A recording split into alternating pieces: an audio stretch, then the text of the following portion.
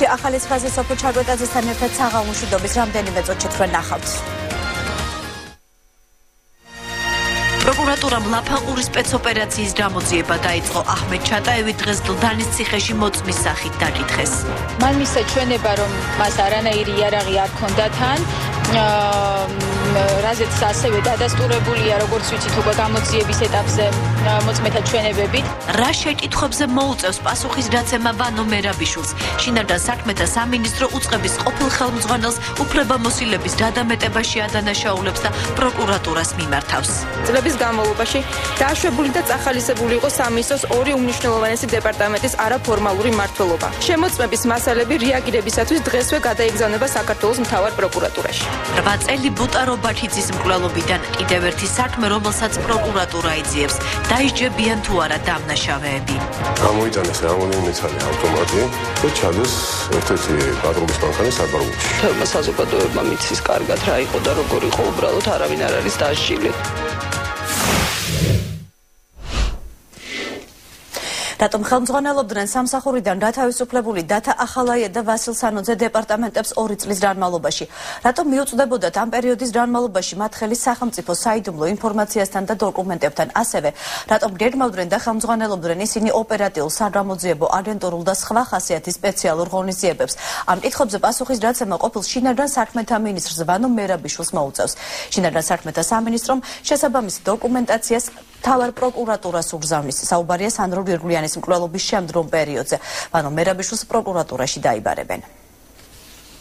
შინაგან საქმეთა სამინისტრომ ვანო მერაბიშვილის მხრიდან უფლებამოსილების გადამეტების ფაქტზე მთავარ პროკურატურას ძიებისთვის მასალები გადაუგზავნა. თუმცა უწყების ყოფილი ხელმძღვანელი დაკითხვაზე ამ დრომდე არ დაუბარებიათ.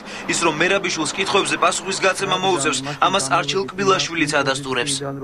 ახლა თბილისში არ ვარ. შესაბამისად საქმის მასალებს არ გავცნობი ვარ და რაც ამ ეტაპზე შემიძლია გითხრათ ისაა, რომ ლოგიკის დონეზე ვანო მერაბიშვილის დაკითხვა მოხდება. თუმცა ბუნებრივია ყველაფერი გაირკვევა მას შემდეგ, რაც ამ საკითხზე სრული გამოძიება ჩატარდება. საქმე ეხება 2006 წლის 13 მარტის ბრძანებას, რომლის მიხედვითაც ყუდის უფროს დათა ახალაიას და გენერალური ინსპექციის უფროს ვასილ სანოძეს მერაბიშვილმა უფლებამოსილება შეუჩერა. შინაგან საქმეთა სამინისტროში დღეს განაცხადეს, რომ თანამდებობებიდან მათი ჩამოშორება თვალთმაქსური და მოჩვენებითი იყო. რეალურად კი ისინი შეუზღუდავად ხელმძღვანელობდნენ შესაბამის დეპარტამენტებს. მათ ხელი მიუწვდებოდათ სახელმწიფო საიდუმლოების შემცველ ინფორმაციებთან და დოკუმენტებთან. ისინი გეგმავდნენ და ხელმძღვანელობდნენ ოპერატიულ სამძებრო, აგენტურულ და სხვა ხასიათის სპეციალურ ღონისძიებებს.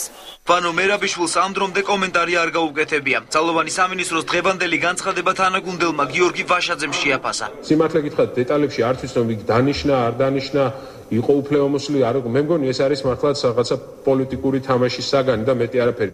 2006 წლის 27 იანვარს შარდენბარში დაწყებული ინციდენტი, რომელშიც შინაგან საქმეთა სამინისტროს მაღალჩინოსნები და ვანო მერაბიშვილის მეუღლე თაკო სალაღაია ფიგურირებდნენ ოქროყანაში, სანდრო გირგულიანის მკვლელობით დასრულდა. ახალაია და სანოძე უწყებას იმ მოტივით ჩამოაშორეს, რომ გამოძიებას ხელი არ შეშლოდა. ვანო მერაბიშვილმა ისინი სამსახურში 2008 წლის აგვისტოში აღადგინა.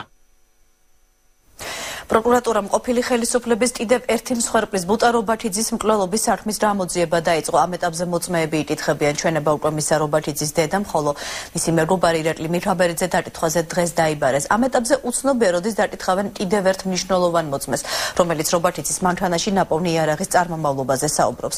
ოჯახმა მთავარ პროკურატურას გამოძიების დაწყების მოთხოვნით 8 ნოემბერს მიმართა. რობათიძის მშობლები მაშინდელი შინაგან საქმეთა მინისტრის ირაკლი ოქრუაშვილის დაკითხვასაც მოითხოვენ. ბუტარო ბათიძის გარდაცვალებიდან დღეს 8 წელი გავიდა. 19 წლის რობათიძე 2004 წელს დიერგობის ღამეს დიდუბის პანთეონთან საპატრულო პოლიციის თანამშრომლებმა მოკლეს. ოჯახი და მეგობრები უკვე მერვე წელია ყოველ 24 ნოემბერს ამსაფლავთან მოდიან და ბუტარო ბათიძეს იხსენებენ. გამონაკლისი არც დღევანდელი დღე ყოფილა, თუმცა წინა წლებისგან განსხვავებით იმედი აქვთ, რომ უახლოეს თვეებში გამოძიება დასრულდება და რეალური დამნაშავეები დაისჯებიან. საქმეზე პირველი ჩვენება უკვე მისცა ბუტარო ბათიძის დედამ. დონაძე იყო სცენარის ავტორი, სადვისთვის რა უნდა ჩაეწყოთ და როგორ უნდა გაეკეთებინეთ ეს ყველაფერი. მიქაძე ხო ეს არის პირდაპირი დამნაშავე, იდგა და ყვიროდა რომ მოწმეები როგორ დატოვეთო იმ დანარჩენ ბიჭებზე და შემდეგ უწყობდა ამ იარაღებს ბავშვებს. ბუტარო ბათიძის ოჯახის საქმესთან დაკავშირებით მაშინდელი შინაგან საქმეთა მინისტრის ირაკლი ოქრუაშვილის დაკითხვასაც ითხოვს. ოქროაშვილს პირდაპირ ვერ დავადებ ხელს, სანამ გამოძიება არ გაარკვევს რა და როგორ, იმიტომ რომ მე არ ვიცი, შეიძლება შეეშინდათ და სულაც არ გააგებინეს მინისტრს და თვითონ მიქაძემ და დანარჩენება მოიფიქრეს ეს ყველაფერი. პროკურატურამ დღეს ბუტარობაკიძის მეგობარი ირაკლი მიქაბერიძეც დაიბარა, რომელიც შემთხვევის დროს მასთან იმყოფებოდა. ამბობს, რომ მომხდარზე მხოლოდ გამოძიებასთან ისაუბრებს. თავიდანვე რომ ჩამოვარდეთ ჩვენებები, იმის მერე არც დაუკითხი ვართ, არც ეს რაღაც რამოდენიმე თვეში უკვე თვითონ იმათი მხრიდან რეაგირება შეწყდა. პირველი ვიქნები და ერთ-ერთი ვიქნები, ვინც სიბრახეს ბოლომდე დაიცავს და დაამტკიცებს. უცნობია დაიბარა თუ არა პროკურატურამ ყოფილი პოლიციელი გიორგი სარიშვილი, რომელმაც საქმის დეტალებზე 2 წლის წინ კვირის რეპორტაჟს მოუთხრო, თუმცა ჩვენთან საუბრისგან თავი შეიკავა. სარიშვილი მაშინ იხსენებდა, რომ 24 ნოემბრის ღამის ვაკე საბურთალოს პოლიციიდან იარაღის საპატრულო პოლიციის მაშინდელმა უფროსმა ზურაბ მიქაძემ გაიტანა. გამოვიდნენ გაყოფილებიდან, გამოიტანეს რამოდენიმე ცალი ავტომატი, 2 იყო თუ 3 იყო და ჩადეს ერთ-ერთი პატრულის მანქანა საბარგულში. რამდენიმე წუთში მას მშობლებმა წერეთელზე მისვლას თხოვეს. არაყიშვილის ქუჩიდან წამოსული მანქანა და ზურაბ მიქაძე მან პანთეონთან დაინახა. მეორე თუ მესამე დღე იყო, როცა ტელევიზორში გამოაცხადეს, რომ დაკავებული იქნა ბანდიტური ჯგუფი, განენტრალებული იქნა და ერთ-ერთი პიროვნები იქნა მოკვლული.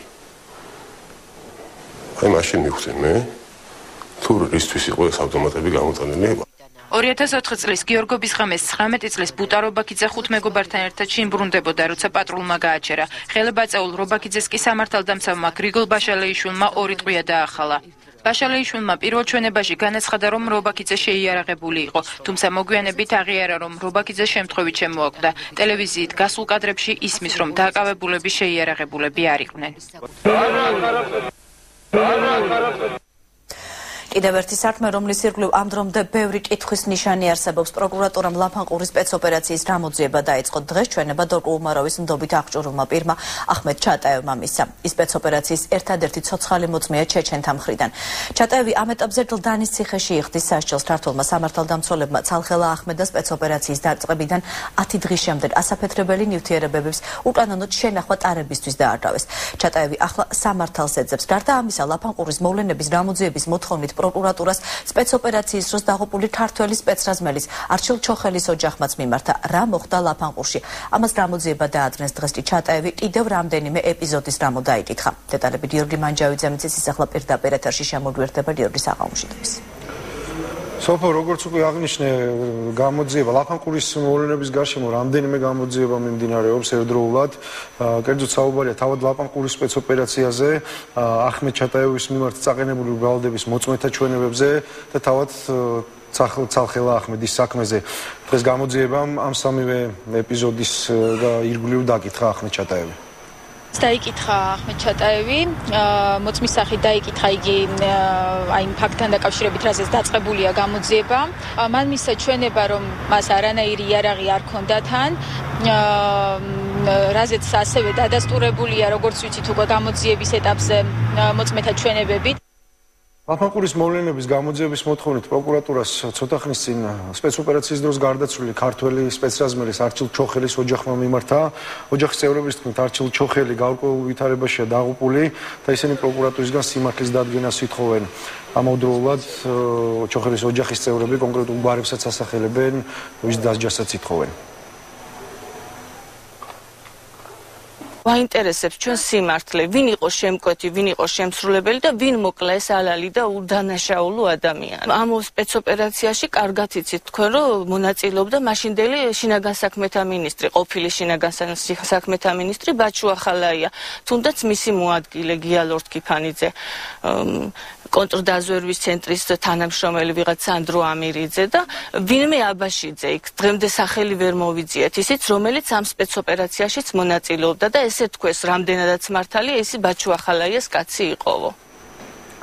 სოფო, ჯერჯერობით გამოძიების სხვა დეტალები უცნობია. ერთადერთი რაც დღეს ჩვენთვის გახდა ცნობილი არის ის, რომ აღნიშნულ საქმესთან დაკავშირებით დაკითხული ასევე ახმედ ჩატაევის საქმის 3 მოწმე, 3 მთავარი მოწმე, რომელთა ჩვენებების გამოც არის ჩატაევი დაკავებული, ეს გახლავთ 3 მესაზღვრე, რომლებიც ჩვენთან ჟურნალისტებთან საუბარში აცხადებდნენ იმას, რომ ჩატაევის წინააღმდეგ მიცემული ჩვენებები მათ აიძულეს და ეს სრულ ჩვენებები იყო, როგორც აღმოჩნდა პროკურატურასთან მათ ეს დაადასტურეს. პრეს და ისინი ეხლა აცხადებენ იმას, რომ ჟურნალისტების მიმართ გაკეთებული განცხადებები, რომ ეს რუჩვენებებია, სიმართლეს შეესაბამება. ეს კი ყველაფერი იმას ნიშნავს, რომ ორშაბათისთვის დაგეგმილ ჩატაევის პროცესზე შესაძლოა ახმეტ ჩატაევის სასამართლო დარბაზიდანვე გაათავისუფლონ. დიდი მადლობა გიორგი მანჯავიძე საუბრობდა გამოძიების დეტალებზე. განვრცობთ გამოშვებას მიხეილ სააკაშვილი ოპონენტ ძალასთან დაპირისპირების ახალ პოლიტიკურ ფრონტს ხსნის. საკუთარი გუნდის წევრებისგან განსხვავებით დეკლარირებულ კონსტრუქციულობას პრეზიდენტი მისავე რიტორიკაში ხელახლა გაჩენილი მინიშნებებით არღოს, რომლის უკან მოწინააღმდეგის დისკრედიტაციის სურვილი იკვეთება. ქვეყანა განსაცდელშია და მე მას არ მივატოვებ. გიორგობის დღესასწაულზე ბაგრატის ტაძარში ნათქვამი ფრაზა სააკაშვილს აღარ დაუკონკრეტებია, თუმცა დღეს ყველა თანხმდება, რომ სახალხო განხარშის მცდელობის მიზანი არჩევნებში გამარჯვებული გუნდი და მისი ლიდერი იყო. სულ უფრო მეტი ხალხი ხვდება, რომ ჩვენი ქვეყანა არის განსაცდელში, მაგრამ მე დარწმუნებული ვარ იმ პირობებშიც კი, როცა გაძლიერდა ის ინსტინქტები, რომ ამდენი წლის განმავლობაში შენების განვითარების შემდეგ გრევა მოხდეს, ისევ განადგურება მოხდეს, ამისკენ მოწოდებები ისმის, ეს ვერ განხორციელდება მარტივ მიზეზის გამო, რომ ჩვენი ხალხი ამას არ დაუშვებს. მეტი სიმძაფრისთვის პრეზიდენტის მინიშნება გრევის პერსპექტივასა და ისტორიულ რეგრესზე მის საჯარო მიმართვაშიც გაისმა. მე ვიცი, რამდენად ძნელია მთავრობაში ყოფნა და ხალხის მოლოდინის გამართლება. ვიცი, რამდენად ძნელია და როდესაც ენერგიის ხარჯვა რომ უნდა ააშენო ამდენი ასაშენებელი, ამდენია გასაკეთებელი და ამ დროს მოცდე გრევაზე და განადგურებაზე. რისი მოწოდებებიც ისმას. საფრთხეებს, რაც პრეზიდენტმა არ დააკონკრეტა, მისი თანამოაზრეები განმარტავენ. ძირითადი აქცენტი საგარეო პოლიტიკურ რისკებზე კეთდება. ექსპერტები ვარაუდობენ, რომ სამართლებრივი დევნის გააქტიურებული პროცესი და რუსეთთან დაახლოების მცდელობა საქართველოს ევროინტეგრაციისა და ნატოში გაწევრიანების პერსპექტივას მოშლის. თუმცა პროგნოზირებული შედეგის დადგომამდე აღიარებენ, რომ პრეზიდენტის მიერ დანახული საფრთხე უტრირებულად გაცხადდა. როდესაც ხდება აქცენტირება საშიშროებების, საერთოდ ზოგჯერ პოლიტოლოგიის და პოლიტიკოსების ამოცანა არის არა უარესი თქვამი. და ესე იგი განჭრიტონ, იცით ის შესაძლებლობები, რომელიც შეიძლება ყველაზე უარესი იყოს ქვეყნისთვის, ხო? რატო? იმიტომ რომ პრევენცია მოხდეს. სამთავრობო გუნდში მიხეილ სააკაშვილის განცხადებას რეაქცია მალევე მოჰყვა. დემოკრატიის პრინციპებისადმი ერთგულებაში დარწმუნებული მმართველი ძალა პრეზიდენტის რიტორიკაში ობიექტურობის დეფიციტს ხედავს. ეს დემოკრატიის გამარჯვება, როცა ხალხის ნება სრულდება და ხალხის ნება იყო ის, რომ უნდა დამთავრებული იყო ერთხელ და სამუდამოდ უღირსი პირობები შექმნა, ტერორი, ხალხის დაშინება, გატაცებები, მოსმენები და ის თავისუფლების გზნობა, რაც ქართულ ხალხმა მოიპოვა 1 ოქტომბერს, მათ ამის რეალიზაცია უნდა. მთავრობის წევრებთან სოლიდარულია ექსპერტი გია მაისაშვილი. მისი მტკიცებით უსამართლობის, საზოგადოებრივი ურთიერთდაპირისპირებისა და საკუთრების ხელყოფის ცლობით დამკვიდრებულ პრაქტიკაზე უარის თქმით ქვეყანამ განვითარების მთავარი საფრთხე 1 ოქტომბერს უკუაგდო. ყველამ ვიცით, რომ ეს იყო ავტორიტარული რეჟიმის მიერ, ასე ვთქვათ, ფეოდალიზმის შერწყმა გარეგნულ მოჩვენებით დასავლურ დემოკრატიასთან. და ესეთი მოჩვენებითობა უნდა დამთავრდეს. ეხლა ჯერ არ დაწყებულა ის აღმშენებლობითი პროცესი, გარკვეულწილად ქაოსია, იმიტომ რომ ახალი ხელისუფლება იღებს სადავეებს. ისრაშიც ანალიტიკოსთა ორივე ფრთათან ხდება მთავრობის ეკონომიკური ინიციატივების მოლოდინს უკავშირდება. კარდინალური რეფორმების გაჭიანურების შემთხვევაში ახალ ხელისუფლებას პრეზიდენტის პარალელურად კრიტიკას ექსპერტთა გაერთიანებაც პირდება. ენერგეტიკის სამინისტრო თანამშრომლობის ხელს სააკაშვილის მთავრობის ფავორიტ ბიზნესმენს უწვდის. ახალი მინისტრის პოზიციაც ალსახაა.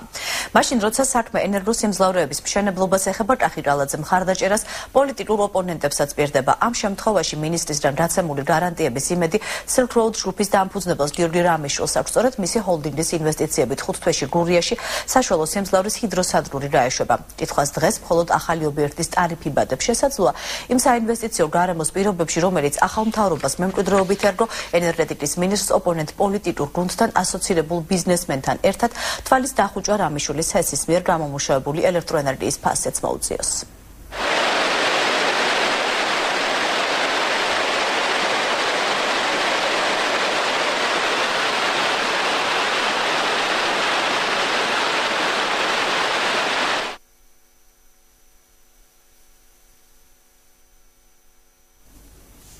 როდის დაბრუნდებიან სამშობლოში ქართველი მეზღვაურები, ეს და დღის სხვა თემები ნახეთ რამდენიმე წუთში რეკლამის შემდეგ. წინ ახტალას შენებლობას, რომელიც იქნება ძალიან მაგარი კურორტი, იმიტომ რამდენიმე ათეული მილიონი იდება იქ. ახტალას რეაბილიტაცია შეჩერებულია. იუსტიციის მინისტრის ყოფილ მოადრილეს კურორტის რეაბილიტაციისთვის განკუთვნილი თანხის დაფლანგვაში ადანაშაულებენ. ხელფასები არ არის გაცემული, რაც წარმოდგენილი იყო შესაბამის სამუშაო შესრულებაში, რა თქმა უნდა, მოვახდენთ რეაგირებას. სამთავისის მე-11 საუკუნის ტაძრის რესტავრაციისას ეზოში არსებული საფლავები დაზიანდა. რა განმარტებებს აკეთებს კულტურისა და ძეგლთა დაცვის სამინისტრო? გამოიღეს ზოგან ძვლები, ზოგან ერთად პეშოკებში ჩაყარეს და რა ვიცი, ესეთი ხდება ებრიჩის მიდის ისამშრობი. გადაწყდა ტაძრის იატაკის მოპირკეთების შეცვლა და ამან გამოიწვია არქეოლოგიური სამუშაოების ჩატარების აუცილებლობა. როდის დაბრუნდებიან სამშობლოში ქართველი მეზღვაურები, ქართულ მხარესა და გემთმობელ კომპანიას შორის მოლაპარაკება უკვე დაწყებულია. როგორ მოხდა 12 ბათუმელი მეზღვაური ნიგერიულ ტანკერ მარია დელ კარმენორზე. ქართველები გემზე სამუშაოდ ბათუმის საზღვაო სააგენტო ფრეგატმა მოაწყო. გემი ეკვადორიდან ნიგერიაში მიემგზავრებოდა 100 მეტრიანი ტანკერი 42 წლისაა და სიძველისგან ამორტიზებულია. ნიგერიელმა მფლობელმა ეკიპაჟი 3 თვის წინ მიატოვა. ქართველები კი ნაპირიდან 5 კილომეტრის დაშორებით სარეიდო სადგომზე საწვავისა და საკვების გარეშე დარჩნენ. მეცხრე არხი დღეს კიდევ ერთხელ ესაუბრა ქართულ ეკიპაჟს. მას შემდეგ, რაც პანამაში ქართველი მეზღვაურების მონახულება მექსიკაში საქართველოს ელჩმა შეძლო, ღია ზღვაში მიტოვებული ქართული ეკიპაჟის მდგომარეობა შედარებით გაუმჯობესდა. თუმცა ბალბოას პორტიდან 5 კილომეტრის დაშორებულ გემზე სასმელი წყლის, საკვებისა და საწვავის პრობლემა რამდენიმე დღეში ისევ დადგება.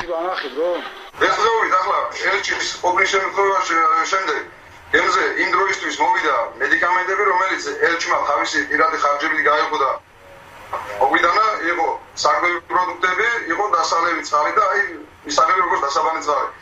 ელჩმა წავიდა იმ პირობით, რომ გემთმობელთან უნდა ყოფილიყო მოლაპარაკება. ქართული ეკიპაჟი საქართველოს მხარისა და გემთმფლობელს შორის მოლაპარაკების იმედად არის. მოლაპარაკების მიღწევის შემთხვევაში მეზღვაურები კუთვნილ ანაზღაურებას მიიღებენ. ყველა გადაღლილია, ამ პრობლემებით გადაიღალა ყველა, უშუქობით, უწყლობით, შიმშილობით, უფლობით. ყველას თავიანთი ოჯახი ყავს. დავით ბარქანია პანამაში ნიგერიულ გემზე სამუშაოდ 4 თვის წინ წავიდა.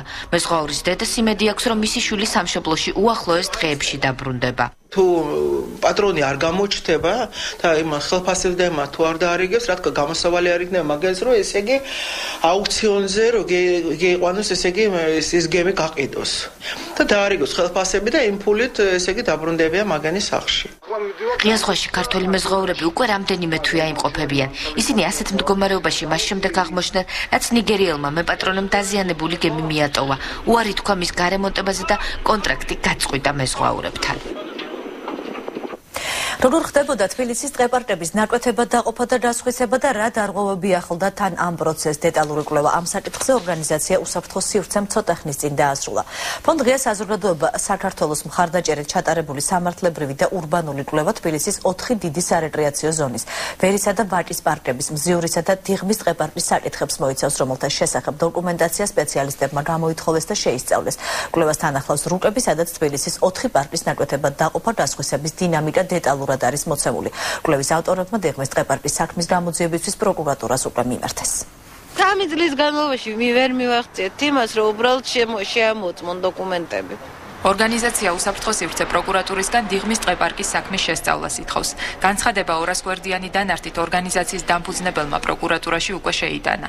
ანა გაბრიაძე საკრებულოს იმ დადგენილების კანონიერების შესწავლას ითხოვს, რომლის საფუძველზეც თბილისის ისტორიულმა სარეკრეაციო ზონამ ძველი სტატუსი დაკარგა, ხოლო მის ტერიტორიაზე სხვადასხვა დანიშნულების ობიექტები აშენდა. არის საფუძვლიანი ეჭვი, რომ უბრალოდ გაყალბებული იყო დოკუმენტები. ანუ ერთი იყო გატანილი საკრებულოს კომისიებზე და მეორე დამტკიცდა. 2009 წლის 11 სექტემბრის ხდომაზე საკრებულომ ყოველთვის მოულოდნელად დიღმის ტყეპარკის ნაწილს რეკრეაციული სტატუსი მოუხსნა. დიღმის ტყეპარკში მიმდინარე მოვლენებსა და საქმის პრეისტორიას დეტალურად აღწერს სტუდია მონიტორის საგამოძიებო ფილმი, რომელშიც დოკუმენტების გაყალბების შესახებაც საუბრობენ. იუსტიციის სამინისტროში დარეგისტრირებული დადგენილების ტექსტური ნაწილი სიტყვა-სიტყვით ემთხვევა გაზეთში გამოქვეყნებულ ტექსტს. ცვლილება მხოლოდ გრაფიკულ ნაწილშია, სადაც რეკრეაციული ზონის სტატუსი შეეცვალა არა 1, არამედ 8 ჰექტარს. ეს ვინ არის გამაგებია და ან თქვენ ვინ ახართ, რატომ ხართ ჩემ კერძო საკუთრებაში. ამგვარად შეხვდა რამდენიმე კვირის წინ დიღმის ტყეპარკის ტერიტორიაზე მდებარე ერთ-ერთი ნაკვეთის ამჟამინდელი მეპატრონე გრიგოლ ონიანი უსაფრთხო სივრცისა და მერიის წარმომადგენლებს, ვინც ტყეპარკის გამწვანებას ახალი ნარგავებით აპირებდა. გადამიღე, ხო, კარგად გადამიღე. ვის აქვს უფლება ჩემს საკუთრებას შემოიჭრას? გვეღირსა ის როგორ გას რომ კერძო საკუთრებას დამჩველი გამოხდა ქვეყანას და ახლა გაბრიაძეს დავიშვან თავზე. ტყეპარკის ტერიტორიაზე გაჩენილი ძველი და ახალი მშენებლობებისა და სამეურნეო ნაკვეთების პრობლემა მეცხრე არხმა რამდენჯერმე გააშუქა. ხობე შემეშალათ, ვაღიარებ, შეიძლება არასწორად გავლენე, რაღაც კვადრატულობით იყო, რაღაც მეტრ ნახევარი. მოვიდა მერის განყოფილება და თხოვეს რომ არასწორად არის. და დღესვე გავუკეთე დემონტაჟი. მაგის პრობლემა, კანონს არ ვეწინააღმდეგებთ, რამე დავაშავეთ, დავაბოთ. ჩვენ შევისწავლეთ 4 პარკის ტერიტორიაზე რა ხდება. ყველა არის დაყოფილი. უამრავი მიწები არის გაყიდული, უამრავი მზადდებოდა. უსაფრთხო სივრცემ ცოტა ხნის წინ დაასრულა მუშაობა სამართლებრივ და ურბანულ კვლევაზე, რომელშიც თბილისის 4 დიდი სარეკრეაციო ზონის, ვერის და ვაკის პარკების, მზიურისა და დიღმის ტყეპარკის საკითხი იურისტებმა და ურბანისტებმა დეტალურად შეისწავლეს. კვლევას თან ახლავს რუკები, რომლებშიც 4 დიდი პარკის ნაკვეთებად დანაწევრება გასხვისების დინამიკა წლების მიხედვით არის გაწერილი. გარემოს დამცველებს იმედი აქვს, რომ კვლევაში გამოვლენილი კანონდარღვევებით პროკურატურა დეტალურად დაინტერესდება. იუსტიციის მინისტრის ყოფილ მოადგილეს პროკურატურაში უჩივიან საქმე ეხება კურორტ ახტალას, რომლის სარეაბილიტაციო სამუშაოები ამ ეტაპზე შეჩერებულია. სამუშაოების მწარმოებელი კომპანია ტერექს 21-ის ხელმძღვანელი ვაჟა ფანჩულიძე აცხადებს, რომ პროექტის ბიუჯეტით რათვალისწინებული თანხები არამიზნობრივად დაიხარჯა. ირკვევა, რომ წინასაარჩევნოდ სპეციალურად პრეზიდენტის ვიზიტისთვის კურორტზე პროექტით დაუთვალისწინებელი სამუშაოები შეასრულეს. ამ პროცესს სწორედ იუსტიციის მინისტრის მაშინდელი მოადგილე გიორგი ცხაკაია ხელმძღვანელობდა. პროკურატურაში უკვე დაწყებულია გამოძიება სამსახურებრივი უფლებამოსილების დადამეტების მუხლით. ობიექტზე დაკავებულ მუშებს კი უკვე 3 თვე ხელფასზე არ მიუღიათ.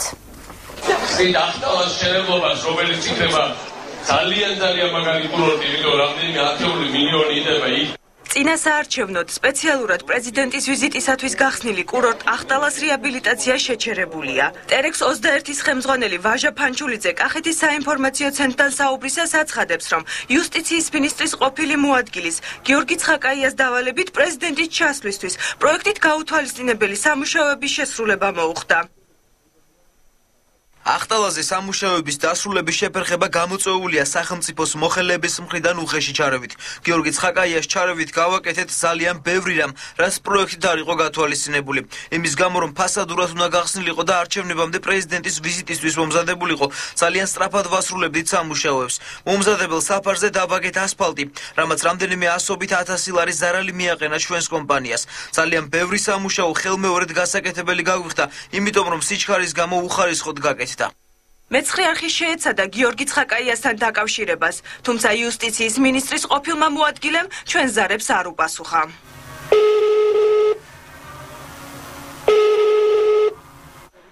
რეგიონალური განვითარებისა და ინფრასტრუქტურის სამინისტრომ ახტალის რეაბილიტაციასთან დაკავშირებით საქმე პროკურატურაში უკვე გადააგზავნა.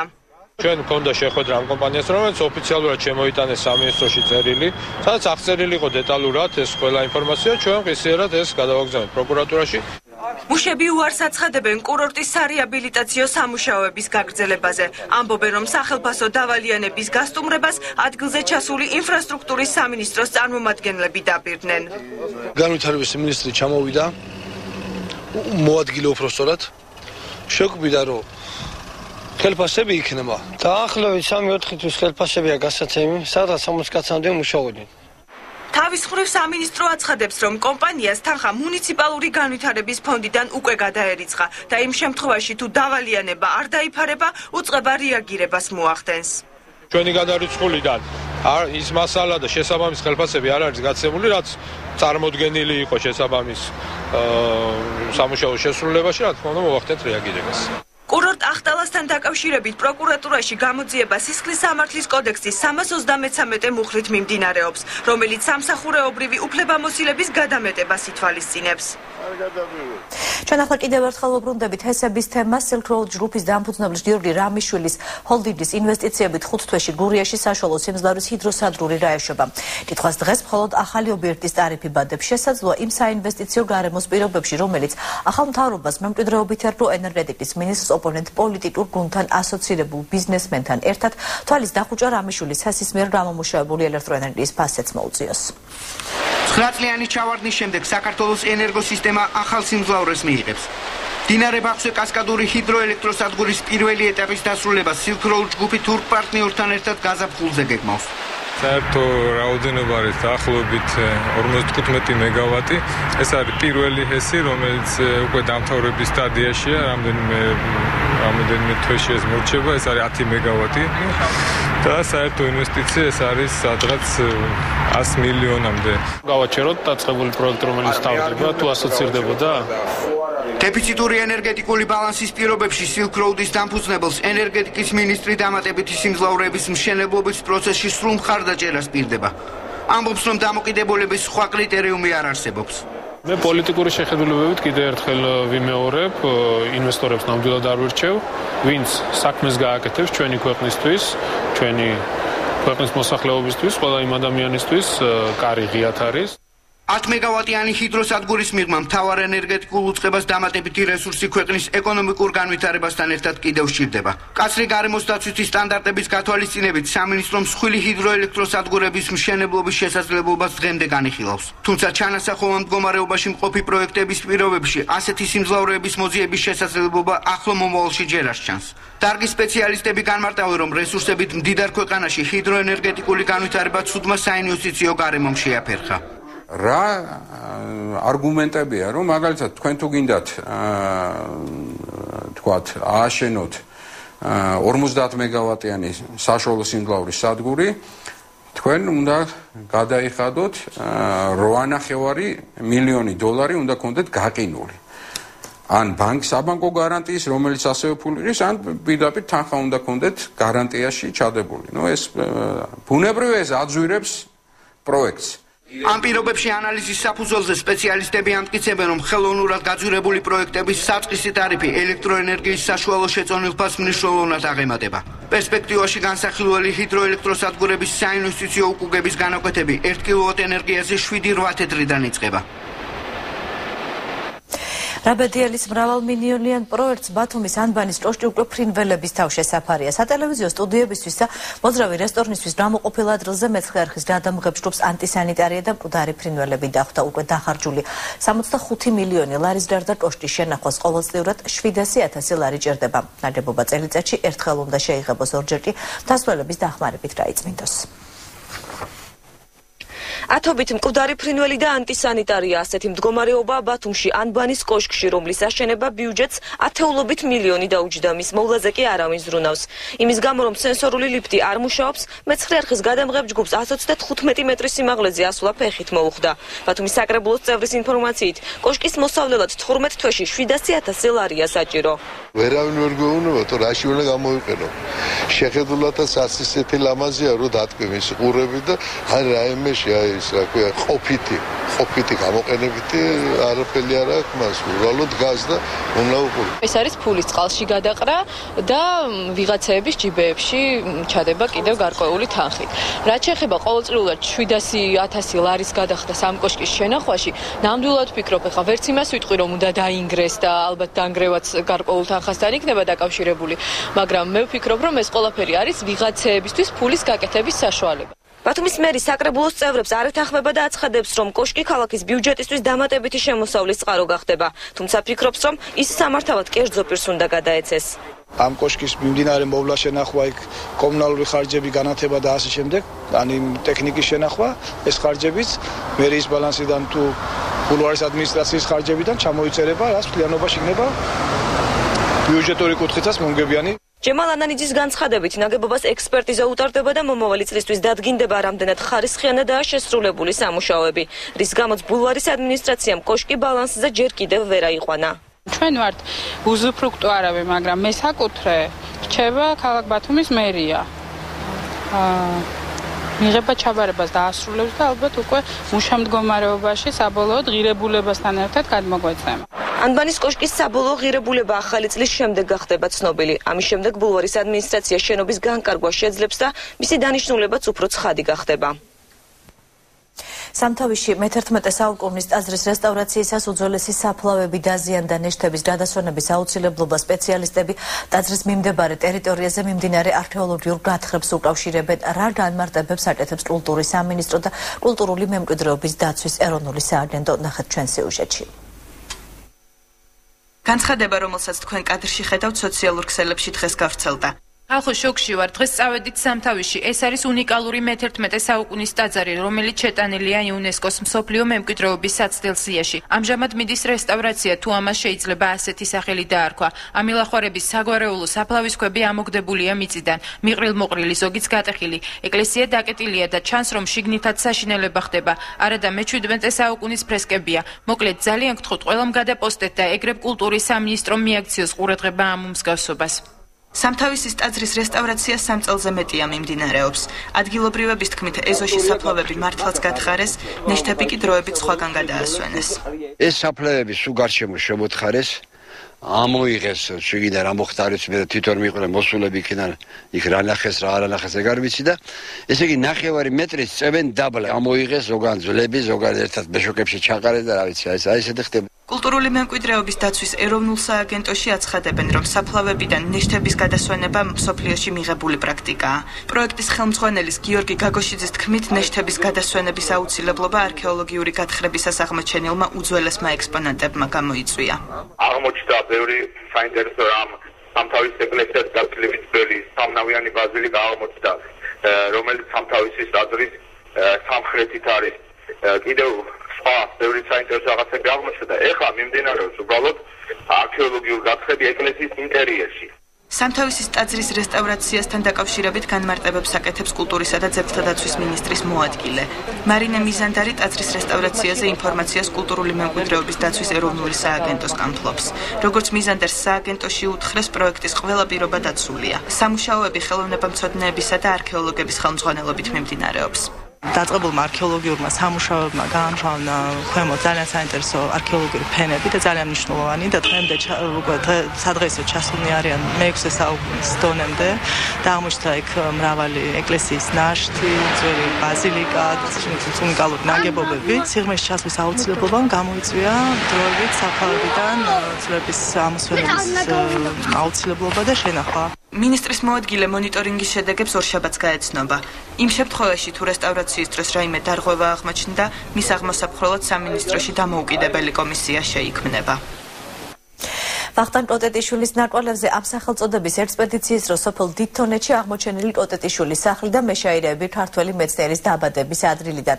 ფოლკლორისტებმა ამირან არაბულმა და ეთერ თათარაიძემ იმ სახლს მიერკვლიეს, სადაც 1927 წლის რეპრესიების დროს დახვრეტილი საზოგადო მოღვაწე ვახტანგ კოტეტიშვილი დაიბადა. ნახოთ ჩვენი რეპორტაჟი სოფელ დიდთონეთიდან. დიდთონეთში მცხოვრები 85 წლის სიკო დიდებაშვილი იმ სახლის კარს გუღებს, სადაც 1893 წელს ქართველი მეცნიერი ვახტანგ კოტეტიშვილი დაიბადა. ვახტანგის მამა ილია კოტეტიშვილი სოფლის ეკლესიაში მსახურობდა. ჩვენ ბავშვები ვიყავით მაშინ პატარები და იღდეს რო იყო დღეუა ხომე. დავდევდით ხომე უკანა რო დადიოდა. ვიხაროდა ეს სალოცავში შესვლა ადრე იყო ახლა მაშინ უფრო გაჭირვება იყო, მაგრამ ხალხი მხიარული იყო.